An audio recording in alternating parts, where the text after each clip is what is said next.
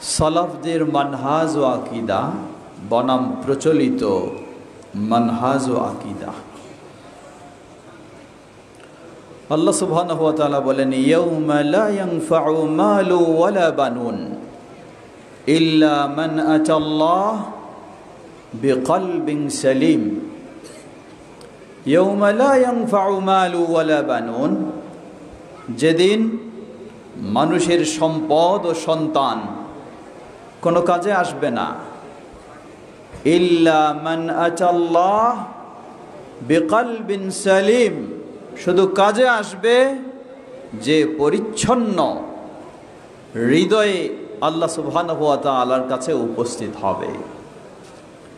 পরিচ্ছন্ন হৃদয় মানেই তো শিরকে ভরা থাকবে, হ্যাঁ, বেদাতে ভরা থাকবে, খোরাফাতে ভরা থাকবে। আফসোস,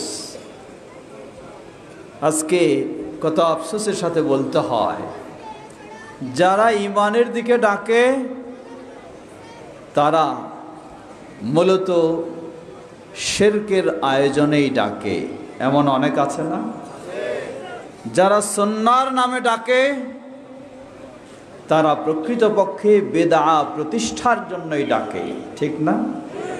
অসংখ্য, অগণিত। আমরা বলতে পারি কেবলমাত্র যারা সালাফদের মানহাজ ও আকীদার আলোকে ডাকে তারাই শিরক মুক্ত, বেদআ মুক্ত ও খোরাফাত কুসংস্কার মুক্ত নির্ভেজাল সঠিক দিনের প্রতি তারাই আহ্বান জানায়। সেটাই হলো আমাদের প্রিয় প্রতিষ্ঠান হাবরুল উম্মাহ মডেল মাদ্রাসা। বলুন আলহামদুলিল্লাহ। এই হাবরুল উম্মাহ মডেল মাদ্রাসা ভিন্ন মাদ্রাসার মতো মনে করার সুযোগ নেই। এই মাদ্রাসা হলো সেই মাদ্রাসা যেখানে সালাফদের মানহাজ, সালাফদের আকীদা কোরআন এবং সুন্নাহর আলোকে নির্ভেজাল ইসলাম শিক্ষা দেওয়ার একটি অন্যতম প্রতিষ্ঠান। বলুন আলহামদুলিল্লাহ। সুতরাং আমাদের কি করা উচিত? আমাদের তো প্রতিযোগিতা করে এখানে সন্তান দেওয়া উচিত, ঠিক না? প্রতিযোগিতা করে এই প্রতিষ্ঠানের প্রতি সকলের আমাদের সুদৃষ্টি রাখা উচিত। আমি মনে করি আপনারা সকলেই রাখেন তো? আল্লাহ সবাইকে আরো বেশি সুদৃষ্টি রাখার তৌফিক দান করুন। কিছুক্ষণ আগে আমাদের দুজন ছাত্র তাদের বক্তব্যে বলেছে, একজন আরবিতে, সেই বক্তব্য আরেকজন বাংলা ভাষায়। ইকামতি দিন, রাসূল সাল্লাল্লাহু আলাইহি ওয়াসাল্লামের ইকামতি দিনের পদ্ধতি, এটিও একটি গুরুত্বপূর্ণ বিষয়। আজকে আপনি মাজার পূজারী হন, কবর পূজারী হন, বা আরো যা কিছুতে জড়িয়ে থাকেন, অসুবিধা নেই। সবাই মিলে যদি ইসলামী রাষ্ট্র গঠন করতে পারি তাহলে আমরা সফল হয়ে যাব, ঠিক না? হ্যাঁ, অসুবিধা কি? আপনার অধিকার আছে মাজার পূজা করা, আপনার অধিকার আছে কবর পূজা করা, আপনার অধিকার আছে পীর পূজা করা, কিন্তু ইসলামী রাষ্ট্র তো হয়ে গেছে। মনে রাখবেন, নবী মুহাম্মদ সাল্লাল্লাহু আলাইহি ওয়াসাল্লাম সেই সুযোগ লাভ করেছিলেন। কে মূর্তি পূজা করবে করুক, আর কে বাপদাদার পূজা করবে করুক, একটা ইসলামী রাষ্ট্র দাঁড় করে ফেলি। নবী সাল্লাল্লাহু আলাইহি ওয়াসাল্লামকে সেই প্রস্তাবেই দেওয়া হয়েছিল। তিনি জানেন যে এই ইসলামী রাষ্ট্র দিয়ে কখনো ইসলামের কাজ হতে পারে না, তাই সেই প্রস্তাবকে প্রত্যাখ্যান করলেন। প্রত্যাখ্যান করে সকলের ভিতরে আগে তাওহীদ প্রবেশ করানোর জন্য বললেন, কুলু লা ইলাহা ইল্লাল্লাহ তুফলিহু। এটার মাঝে মঙ্গল, এটার মাঝে সফলতা, এটার মাঝে কল্যাণ। রাষ্ট্র পরে, আগে ব্যক্তি। যদি ব্যক্তি ঠিক না হয়, পরিবার ঠিক না হয়, সমাজ ঠিক না হয়, তাহলে রাষ্ট্রকে আপনি যতই সাজান না কেন কোনোদিন আপনি সঠিক ইসলামকে মানাতেও বোঝাতেও পারবেন না। যার ছোট্ট একটা উদাহরণ দিই, আমি যখন রাষ্ট্র ক্ষমতায় চলে যাব তখন আমার সবচেয়ে বড় টার্গেট কি তা জানেন? তখন আমার সবচেয়ে বড় চিন্তা থাকবে আমি কিভাবে ক্ষমতায় টিকে থাকব। এজন্য কে কি দাবি নিয়ে আসে, কে কোন ধরনের, সবাইকে বলবো ওকে ঠিক আছে। মাজার পূজা করতে চান ইসলামের নামে, ওকে ঠিক আছে। পীর পূজা করতে চান, ওকে ঠিক আছে। হ্যাঁ, মুরব্বী পূজা করতে চান, ওকে ঠিক আছে।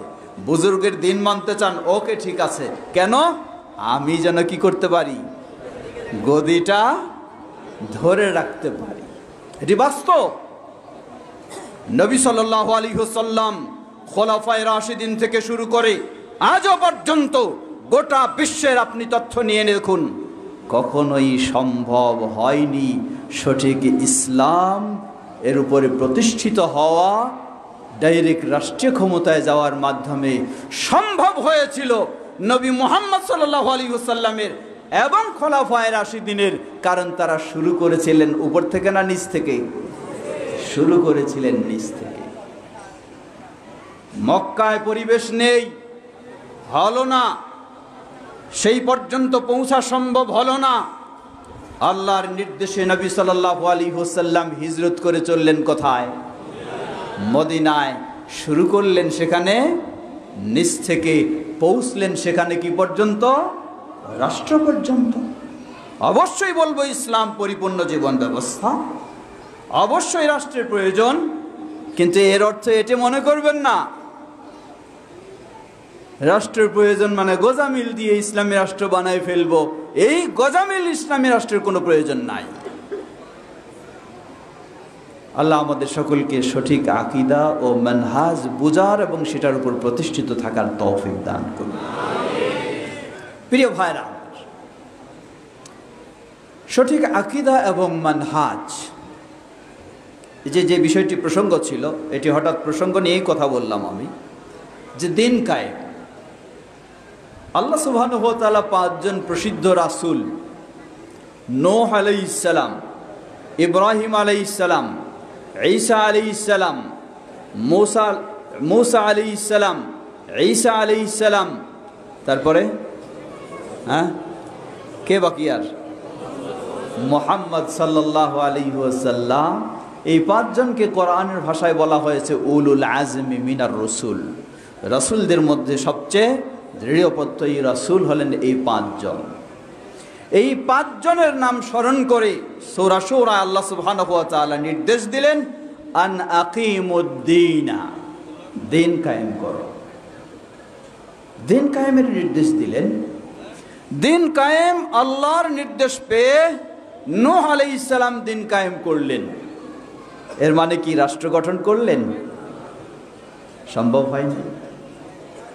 ইব্রাহিম আলাইহিস সালাম দিন কায়েম করলেন, মুসা আলাইহিস সালাম দিন কায়েম করলেন, ঈসা আলাইহিস সালাম দিন কায়েম করলেন, সর্বশেষ নবী রাসূল মুহাম্মদ সাল্লাল্লাহু আলাইহি ওয়াসাল্লাম দিন কায়েম করলেন।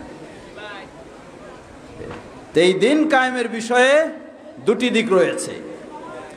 এক হলো দিন কায়েমের সঠিক ব্যাখ্যা কি, দ্বিতীয় হলো দিন কায়েমের সঠিক পদ্ধতি কি। দুটি দিক। কেউ বুঝে থাকেন দিন কায়েম মানেই হলো সর্বস্তরে ইসলামীকরণ করা হলেই দিন কায়েম হয়ে যায়। আপনি সুদি কারবারি করেন, অসুবিধা নাই, নাম দিয়ে দিবেন ইসলামী ইন্স্যুরেন্স। আপনি সুদি বিমা করেন, অসুবিধা নাই, নাম দিবেন ইসলামী বিমা। তাহলে ইসলামীকরণ হয়ে যাবে, অটোমেটিক কি কায়েম হয়ে যাবে? দিন কায়েম হয়ে যাবে। তারা এই ব্যাখ্যা দিয়ে বুঝাতে চান যে সালাত কায়েম ইসলামী নির্দেশ। সালাত কায়েম মানে কি? সালাত কায়েমের অর্থ হলো সমাজের সর্বস্তরের মানুষ যখন সালাত আদায় করবে, এটা তখন হবে সালাত কায়েম। কি হবে তখন? মনে রাখবেন, একটু বুঝবেন, এটা আকীদার বিষয়। সর্বস্তরের মানুষ উদাহরণস্বরূপ ধরে নেন, এই সমাজে মানুষ রয়েছে 1000, নারী পুরুষ ছেলে মেয়ে সব।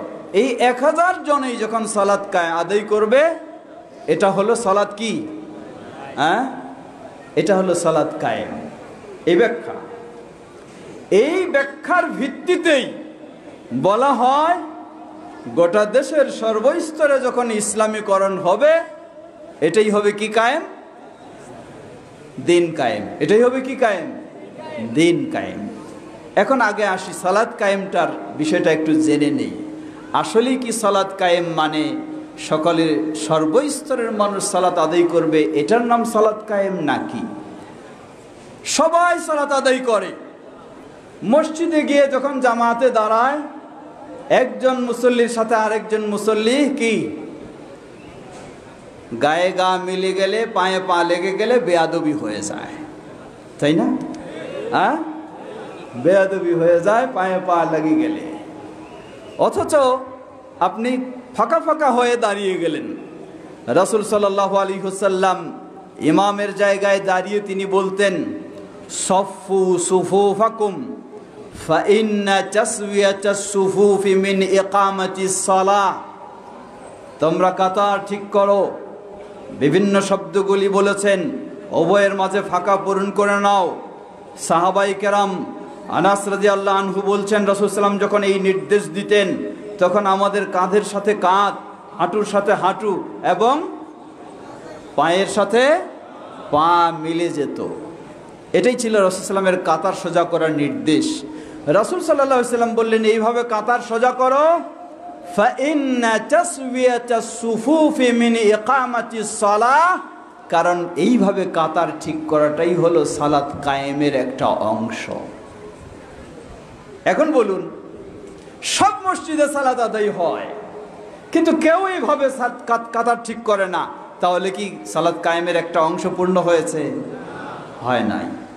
দ্বিতীয় আসুন, প্রসিদ্ধ সাহাবী একজনকে দেখলেন, সে এমনভাবে রুকু সেজদা করছে, রুকুতে বাঁকা হওয়ার পরে সোজা হচ্ছে না, এমনি সেজদায় চলে যাচ্ছে। ওই ব্যক্তির সালাত শেষ করার পরে তাকে বললেন, লাউ মুত্তা আলা হাদিহি লাম তামুত আলা মিল্লাতি মুহাম্মাদিন সাল্লাল্লাহু আলাইহি ওয়াসাল্লাম। জেনে রাখো, তুমি সালাত আদায় করছো ঠিকই, এই সময় এই অবস্থায়, এই ধরনের সালাত আদায় অবস্থায় যদি তুমি মারা যাও, তাহলে তুমি মুহাম্মদ সাল্লাল্লাহু আলাইহি ওয়াসাল্লামের দ্বীনের উপরে মারা যেতে পারবে না। মানে তুমি মুসলিমই হতে পারো নাই। এখন বলুন, সমাজের সব স্তরের, সকল স্তরের সব মানুষ, 1000 মানুষই সালাত আদায় করে, কিন্তু কেউ রুকু সেজদা ঠিক মতো আদায় করে না। তাহলে এই সালাত কায়েম হলো না তার ইসলামেই বাকি থাকলো? কি হলো? বুঝবেন কথাটা। সুতরাং যারা বলেন যে সমাজের সর্বস্তরের মানুষ, এটি ইসলামের নির্দেশ, সবাইকে সালাত আদায় করতে হবে, কিন্তু সবাই সালাত আদায় করলেই সালাত কায়েম হয়ে গেল, অথচ সবাই সালাতে যদি তাদের জামাতের কাতার ঠিক না করে, রুকু যদি ঠিকভাবে না হয়, রুকু থেকে সোজা হয় ঠিকভাবে না দাঁড়ায়, সেজদা যদি ঠিকভাবে না করে, সেজদা থেকে সোজা হয়ে যদি ঠিকভাবে না বসে, রাসূল সাল্লাল্লাহু আলাইহি ওয়াসাল্লাম ঘোষণা দিয়েছেন তার সালাতেই কি? সালাত কি? সালাতেই বাতিল। তাহলে সবাই সালাত আদায় করতেছে বলে আপনি হুকুম দিয়ে দিলেন সালাত কায়েম হয়ে গেছে, অথচ দেখা গেল সবারই সালাত কি? সবার সালাত বাতিল, ভুল নয়, বাতিল হয়ে গেছে রাসূল সাল্লাল্লাহু আলাইহি ওয়াসাল্লামের সিদ্ধান্ত অনুযায়ী। তাহলে মনে রাখবেন, সালাত কায়েম কি? এটি ভুল ব্যাখ্যা। সালাত কায়েম হলো রাসূলুল্লাহ সাল্লাল্লাহু আলাইহি ওয়াসাল্লাম যেই পদ্ধতিতে, যেইভাবে, যেই সময়ে সালাত আদায় করেছেন, সেই পদ্ধতিতে, সেই সময়ে, সেইভাবে সালাত আদায় করার নাম হলো কি? সালাত কায়েম করা। এর মানে সকল মানুষের সাথে সম্পর্ক নেই। আরেকজনের ভুল হতে পারে, সে সালাত কায়েম করে নাই, কিন্তু আমি যদি সালাত কায়েম করতে চাই, আমাকে রাসূলুল্লাহ সাল্লাল্লাহু আলাইহি ওয়াসাল্লামের হুবহু পদ্ধতি, সময় সবকিছু ঠিক রেখে আদায় করতে হবে, তাহলে আমারটা সালাত কায়েম হবে। মনে রাখবেন, একইভাবে দিন কায়েমের বিষয়, দিন কায়েম মানেই শুধু সর্বস্তরে ইসলামীকরণ করে ফেলবেন, না আকীদা রয়েছে, না তাওহীদ রয়েছে, না অন্য কিছু রয়েছে, সেদিকে কোনো খেয়াল রাখবেন না, তাহলে এটি কখনোই দিন কায়েম নয়। দিন কায়েমের মূল হলো তাওহীদ কায়েম। কি কায়েম? তাওহীদ কায়েম মানে সবাই সালাত আদায় করে, সবাই শিরকে লিপ্ত হয়, সবাই যাকাত দেয়, সবাই বিদআতি পদ্ধতিতে যাকাত দেয়। যদি এমনটি হয়, আল্লাহর রাসূল সাল্লাল্লাহু আলাইহি ওয়াসাল্লাম তো অসংখ্য বর্ণনা দিয়েছেন। স্বয়ং নবী সাল্লাল্লাহু আলাইহি ওয়াসাল্লাম, স্বয়ং আল্লাহ সুবহানাহু ওয়া তাআলা স্পষ্ট, ইন্নাহু মান ইউশরিক বিল্লাহ ফাকাদ হাররামাল্লাহু আলাইহিল জান্নাহ।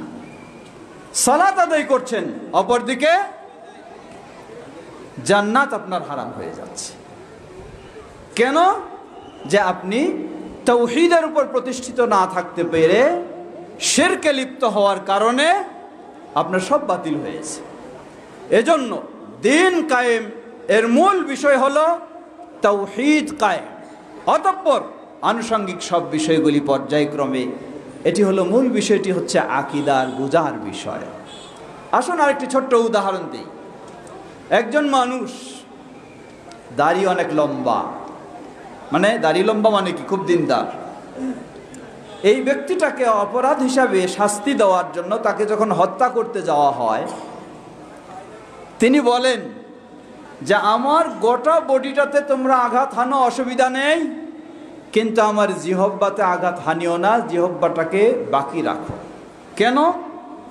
আমি জীবনের শেষ মুহূর্তটা পর্যন্ত যেন আমার জিহব্বা আল্লাহর জিকিরে ব্যস্ত থাকতে পারে। কত দিনদার মানুষ না? কি দিনদার মানুষ কি না? বলবেন, এটা স্বাভাবিক।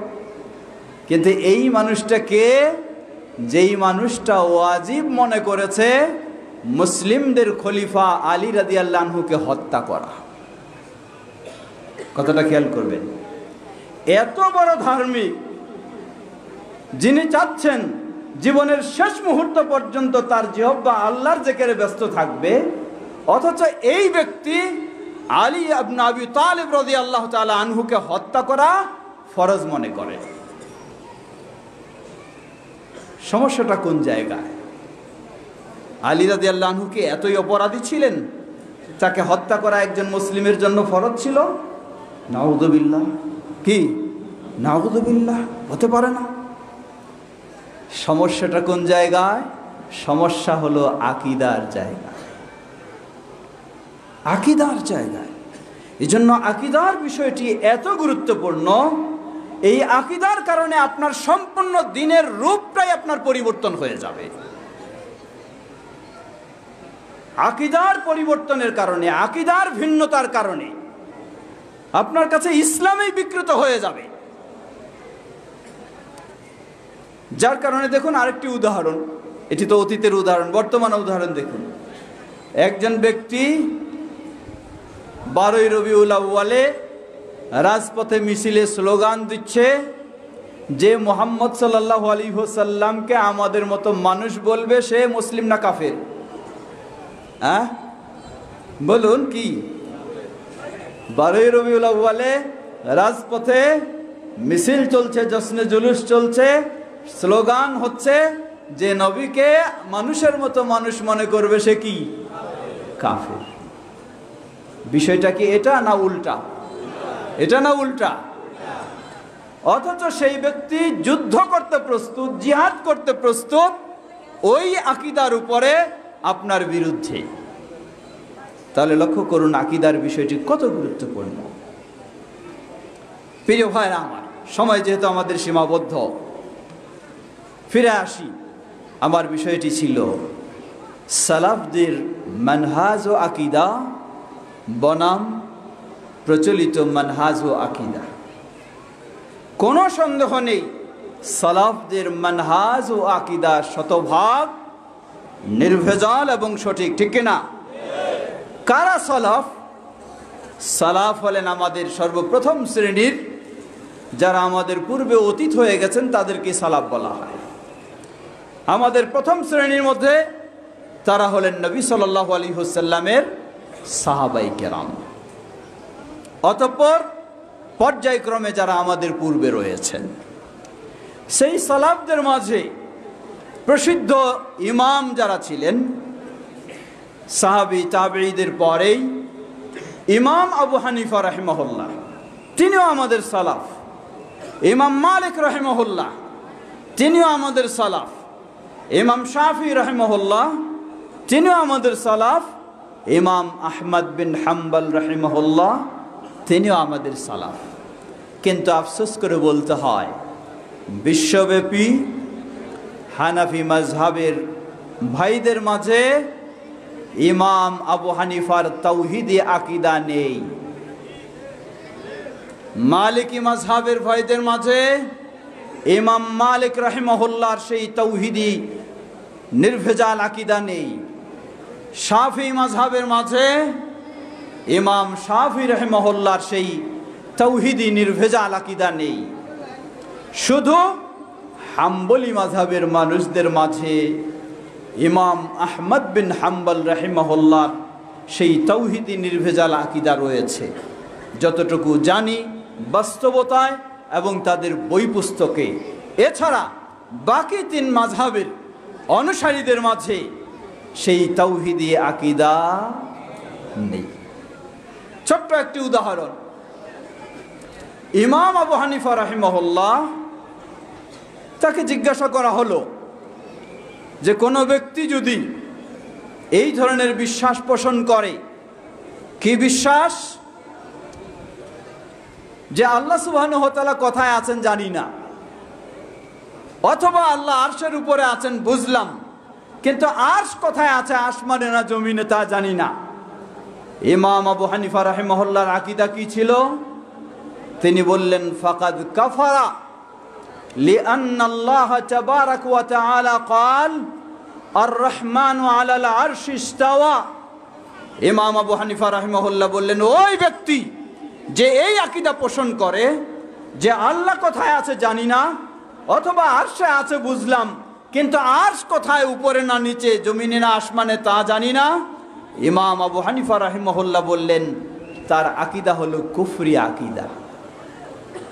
কারণ আর রহমানু আলাল আরশি ইস্তাওয়া, দয়াময় রহমান কোথায়? জোরে বলুন কোথায়? কে বলেছেন এটা? আল্লাহ সুবহানাহু ওয়া তাআলা নিজেই, আল্লাহ নিজেই। তাহলে সালাফদের আকীদা আল্লাহর বিষয়ে, খোদ ইমাম আবু হানিফা রাহিমাহুল্লাহর যে সুন্দর আকীদা, আজকে যদি সেই আকীদা হানাফি মাযহাবের ভাইয়েরা মেনে চলতেন, তাহলে আমাদেরকে এই আকীদা নিয়ে এত সংগ্রাম করার প্রয়োজন ছিল না, ঠিক কিনা? আফসোস করে বলতে হয়, ব্রাহ্মণবাড়িয়ায় একটি মসজিদ হয়েছে, সালাফি মসজিদ, 3 বছর হচ্ছে। সেই মসজিদ 3 বছর হয়ে গেল, টিন দিয়ে বেড়া দিয়ে বানানো। 3 বছর পর তারা একটু কিছু সাহায্য সামর্থ্য পেয়ে এখন একটু ফাউন্ডেশন দিয়ে মসজিদটা বানানোর চেষ্টা করছেন। এই সুযোগটাই নিয়ে ফেললেন তারা। সব কিছু দখল করার, লুট করার একটি মোক্ষম সুযোগ নিয়ে বিভিন্নভাবে কঠিন পরিবেশ পরিস্থিতি তৈরি করলেন। সেই পরিস্থিতিতে ঘরে ঘরে লিফলেট বিতরণ করা হচ্ছে। কিসের লিফলেট? আহলুল হাদিসদের ভ্রান্ত আকীদার লিফলেট। ভ্রান্ত আকীদা কি? সেখানে অনেকগুলি বিষয় রয়েছে, তার মাঝে একটা লক্ষ্য করুন যে আহলুল হাদিসেরা ইমাম আবু হানিফা রাহিমাহুল্লাহকে গালিগালাজ করে। কথা সত্য না মিথ্যা? কথা সম্পূর্ণ আমরা বলবো ডাহা মিথ্যা। বরং আমরা চ্যালেঞ্জ করে বলতে পারি, ইমাম আবু হানিফা রাহিমাহুল্লাহর যে মানহাজ ছিল, ইমাম আবু হানিফা রাহিমাহুল্লাহর যে আকীদা ছিল, আজকে বাংলার বুকে সেই সত্যিকারী নির্ভেজাল আকীদা ও মানহাজ যারা গ্রহণ করে, যারা সেটাকে প্রচার করে, তারাই হচ্ছে আহলুল হাদিস বা সালাফিরা। বললেন কিভাবে? একটু আগে উদাহরণ দিলাম। ইমাম আবু হানিফা রাহিমাহুল্লাহ যারা আল্লাহকে সর্বত্র বিরাজমান বলে বিশ্বাস করে, তাদেরকে এই আকীদাকে ইমাম আবু হানিফা রাহিমাহুল্লাহ কুফরি আকীদা বলে ঘোষণা দিয়েছে।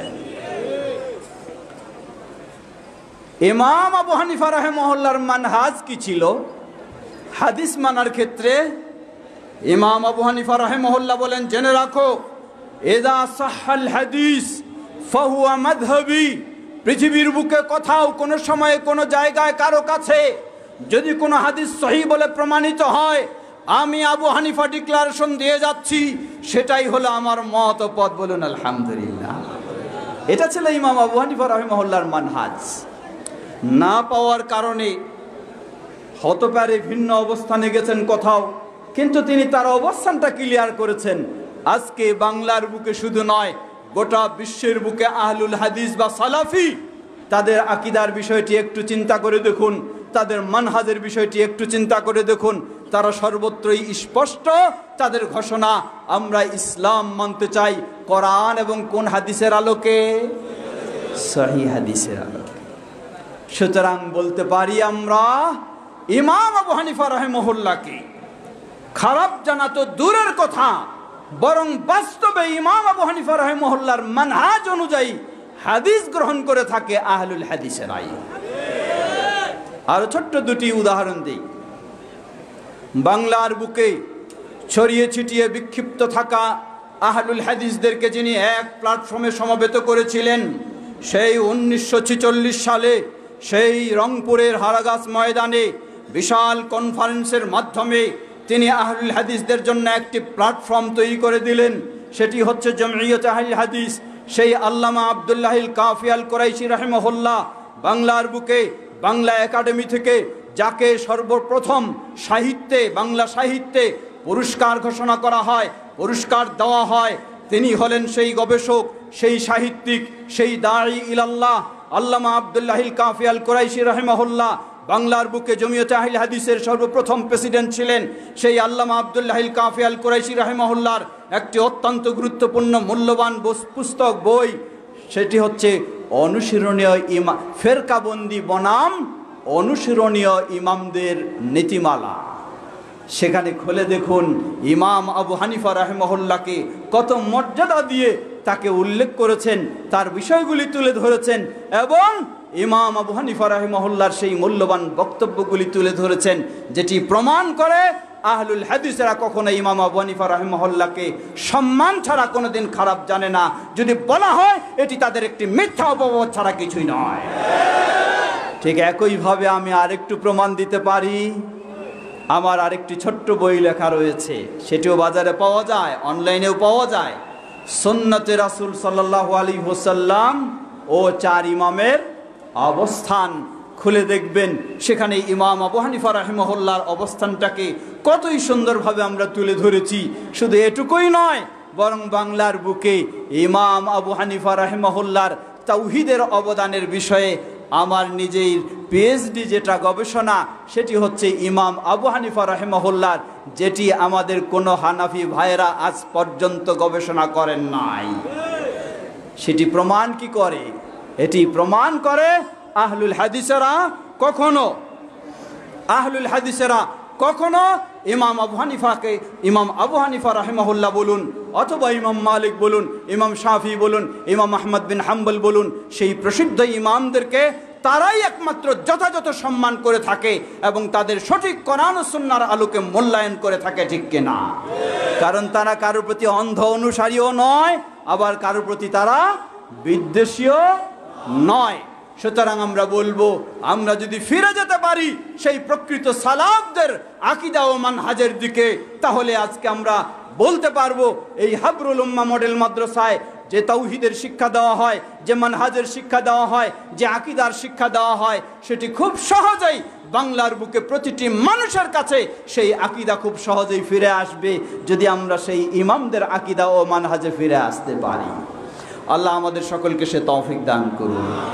আপনারা অনেকজনেই দূর দূরান্ত থেকে এসেছেন, আবার ফিরে যাবেন, তাই কর্তৃপক্ষ চেষ্টা করেছে নির্দিষ্ট সময়ের মধ্যে শেষ করতে আমি সেজন্য আর দীর্ঘ করতে চাই না, যেহেতু আমাদের আরেকজন পরবর্তী আলোচক রয়েছেন বিশিষ্ট বাগ্মী শেখ আব্দুর রাজ্জাক বিন ইউসুফ হাফেজাহুল্লাহ, তিনিও আলোচনা রাখবেন, এরপরে আপনারা ফিরে যাবেন। তাই সকলকে অনুরোধ জানাবো, যেখানেই থাকুন সালাফদের মানহাজ ও আকীদার উপরে প্রতিষ্ঠিত থাকার চেষ্টা করবেন ইনশাআল্লাহ। দুনিয়ায় আপনি বহু বিপদের সম্মুখীন হতে পারেন, কিন্তু আল্লাহ বলেন ইয়াউমা লা ইয়ানফাউ মালু ওয়ালা বানুন ইল্লা মান আতাল্লাহা বিকলবিন সালিম। সেই কিয়ামতের বিভীষিকাময় দিনে ওই যারা দাবি করে আমাদের এতজন মুফতি রয়েছে, এতজন অমুক রয়েছে, তমুক রয়েছে, এই জনবল আর এই মুফতি বল, সেগুলি কিয়ামতের দিন কাজে আসবে না। আসবে শুধু আপনার আকীদা মানহাজ যদি সঠিক হয়, তাহলে দুনিয়াতে আপনি নির্যাতনের শিকার হলেও আখিরাতে ইনশাআল্লাহ আপনি সেই মর্যাদা লাভ করবেন। যার ছোট্ট একটি কথা বলে শেষ করি, নবী সাল্লাল্লাহু আলাইহি ওয়াসাল্লাম তাওহীদের দাওয়াত দিয়েছেন, আকীদার দাওয়াত দিয়েছেন, ঈমানের দাওয়াত দিয়েছেন। সেই দাওয়াত গ্রহণ করেছেন সাহাবায়ে কেরাম, গ্রহণ করে মক্কার পরিবেশে কি নির্যাতনের তারা শিকার হয়েছেন। নবী সাল্লাল্লাহু আলাইহি ওয়াসাল্লাম সেই মক্কার পরিবেশে যাদেরকে দাওয়াত দিয়েছিলেন, সর্বপ্রথম মুসলিম মহিলা শহীদ হয়েছেন যিনি, সুমাইয়া রাদিয়াল্লাহু আনহা, তার স্বামী ইয়াসির রাদিয়াল্লাহু আনহু, আম্মার বিন ইয়াসির, তার ছেলে হলো ইয়াসির আম্মার। তারা এই পরিবারকে যখন কঠিন নির্মমভাবে শাস্তি দেওয়া হচ্ছে, নবী সাল্লাল্লাহু আলাইহি ওয়াসাল্লাম পাশ দিয়ে অতিক্রম করছেন, কিন্তু বলার কিছু নেই, করার কিছু নেই, কারণ শক্তি সামর্থ্য ছিল না। সেই মক্কার পরিবেশে নবী সাল্লাল্লাহু আলাইহি ওয়াসাল্লাম তাদেরকে শুধু সান্ত্বনা দিলেন, বললেন ইয়া আলা ইয়াসির সাবরান ইয়া আলা ইয়াসির, হে ইয়াসিরের পরিবার, জেনে রাখো আমি নিজ চোখে দেখছি তোমরা নির্যাতনের শিকার হচ্ছ, তবে তোমার জন্য আমাদের সান্ত্বনার বাণী হলো, তোমরা যদি এই তাওহীদের উপর ধৈর্য ধারণ করে থাকতে পারো, এই আকীদার উপরে ধৈর্য ধারণ করে থাকতে পারো, এই ঈমানের উপরে ধৈর্য ধারণ করে থাকতে পারো, আমি তোমাদেরকে সুসংবাদ দিচ্ছি, তোমাদের জন্য আল্লাহর জান্নাত অপেক্ষা করছে। সেই পথেই আমরা অগ্রসর হব, সেই পথে আমরা চলবো ইনশাআল্লাহ। মাহবুরুল উম্মাহ মডেল মাদ্রাসা সেই আহ্বানেই জানায়, কারো প্রতি আমাদের বিদ্বেষ নেই, কারো প্রতি আমাদের ঝগড়া নেই, কারো প্রতি আমাদের রাগ নেই। আমরা সহজ ভাষায় বলি, ইসলাম কার পক্ষ থেকে? আল্লাহর পক্ষ থেকে। সুতরাং কারো কোনো ব্যক্তির বা কোনো দলের মন গড়া চিন্তায় ইসলাম মানার সুযোগ নাই। ইসলাম আল্লাহর পক্ষ থেকে। ইসলামের মূল বিষয় হলো মা কাল আল্লাহ ওয়া কাল রাসূলুল্লাহ, যা আল্লাহ বলেছেন এবং যা আল্লাহর রাসূল সাল্লাল্লাহু আলাইহি ওয়াসাল্লাম বলেছেন। এটি হলো আমাদের আহ্বান, এটি হলো আমাদের দাওয়াত। আসুন প্রিয় ভাইরা আমার, সেভাবেই সে পথেই আমরা অগ্রসর হই, সে পথেই চলি। বাংলাদেশ জমিয়তে আহলে হাদিস সেই আহ্বানে জানাচ্ছে। আপনাদের ছোট্ট করে একটি দাওয়াত জানাই, আগামী ফেব্রুয়ারি মাসের 7 ও 8 জুমাবার ও শনিবার, ফেব্রুয়ারি মাসে কত? 7 ও 8 সেই বাইপাইল আশুলিয়া ঢাকায় সেই বিশাল ক্যাম্পাসে ইন্টারন্যাশনাল কনফারেন্স সেটি অনুষ্ঠিত হবে ইনশাআল্লাহ, যেখানে মিডল ইস্ট থেকে বলুন আর বিভিন্ন দেশ থেকে আন্তর্জাতিক ইসলামী স্কলারগণ আমন্ত্রিত।